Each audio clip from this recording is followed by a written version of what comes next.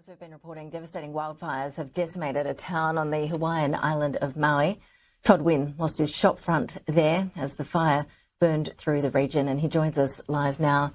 Todd, firstly, we're so sorry to hear about your shop. That must have just been heartbreaking to see your business, your workplace destroyed like that so quickly. Yeah, pretty unfortunate, really. Just in a day, the entirety of Lahaina, most of it is gone. I mean, the shopping district is sad to be true, but the people that have lost their homes, just I ache for them. And 6 people have died. Did you feel in personal danger? How did you avoid the fire? Yeah, so we left yesterday around noon, and as the fires were getting going, and they burned, of course, into the evening and overnight. We got an alarm at our shop at around 2 or 3 o'clock that a window was broken. Didn't know what the cause of it was, but clearly it was the fire. Everything, the entirety of the business district on Front Street is gone. Yeah, we're showing our viewers some photographs that you've kindly sent through to us. And look, we've been using the word apocalyptic today, and it really does look like that. Did you get much notice that the fire was coming? We're seeing reports coming through that a lot of residents there are complaining that there just wasn't any warning. Well, so there was an earlier brush fire in the day, in the morning, that they got under control, but through no fault of the firefighters, the wind just got completely out of hand. I mean, we were warned that there were going to be high winds, but the level of high winds were just obscene. And once you had 80-mile-an-hour winds coming down off of the mountain, it would just turn the whole place into a blast furnace. There was no way to control it, and it just ate the town alive. But as far as this goes, in my lifetime and in the lifetimes of anyone I associate with, this is unseen. It's just, I mean, it really looks like a bomb was dropped. It doesn't look like a fire. It just leveled everything. A haunting but mesmerizing scene from the wildfires in Sonoma County. A man came across this tree burning from the inside out. Matthew McDermott was driving around looking for escape routes as multiple fires closed in on the area he was in. The tree appears to be hollowed out by embers and flames. Lasers sound like the stuff of science fiction, right? Sound completely unbelievable. How could our military possibly be using those in future warfare?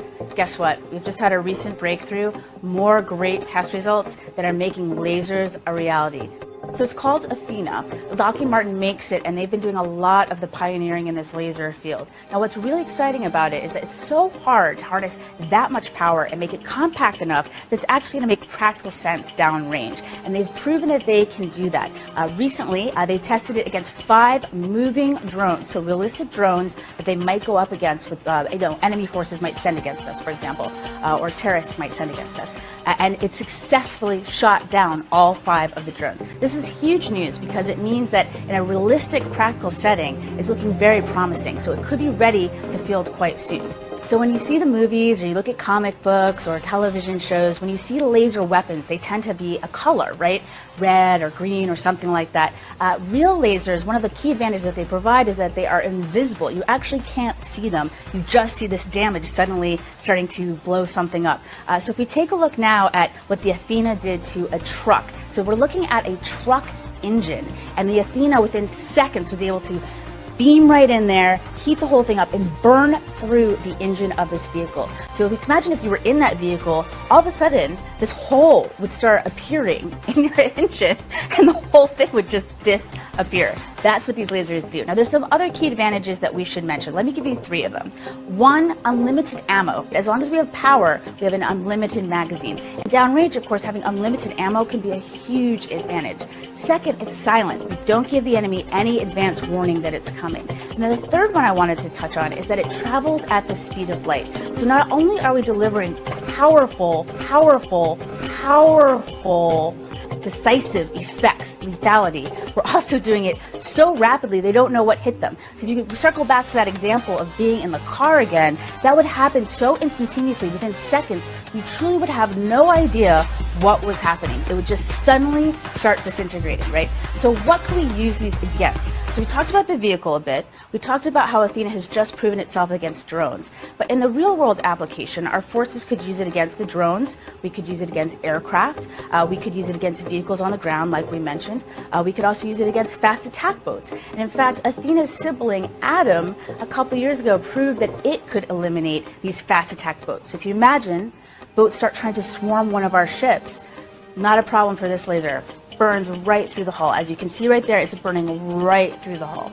I'm incredibly excited about this news, this great news about the successful testing of Athena, because it means that we'll be putting these powerful weapons soon. We could put them in the hands of our warfighters and give them even more powerful weaponry to keep themselves safe and also to deliver the effects that we need. They can be used, laser weapons can be used offensively and of course defensively too, to help protect our homeland. Think of our airports that might be under threat from enemy drones. They could be used to protect we could use them statically and used to protect our airports. They could be used to protect our power grid, our nuclear plants. So there's lots of different exciting applications for this technology. It is no longer science fiction, but science fact. Here. Oh my gosh, look at the harbor.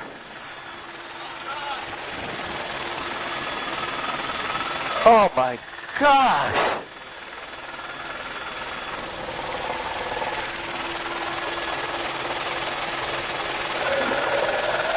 Oh my gosh.